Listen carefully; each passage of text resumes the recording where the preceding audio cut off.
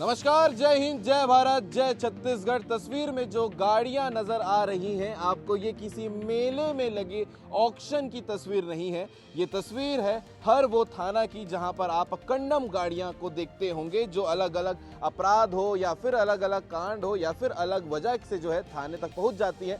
लेकिन वो गाड़ियां यहीं के यहीं क्यों रह जाती हैं, इसका जवाब आपको आज मिल जाएगा इस वीडियो में।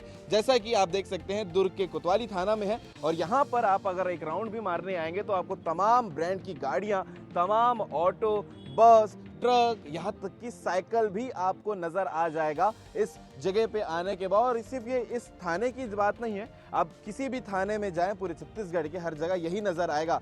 तो ये पूरे सवाल का जवाब आपको मिल जाएगा कि ये गाड़ियां यहीं क्यों रह जाती हैं, इसे जो ले जाना चाहिए, जिनके पास जाना चाहिए, वो क्यों लेके नहीं जाते हैं। तो आपको देखने को मिलेगा सीजी भास्कर के यूट्यूब चैनल में।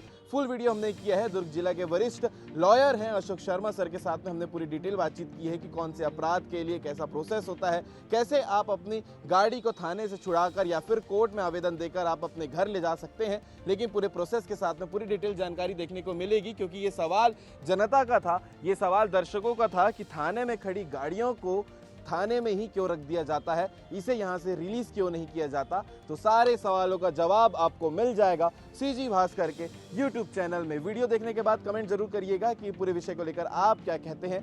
जय हिंद, जय भारत, जय छत्तीसगढ़।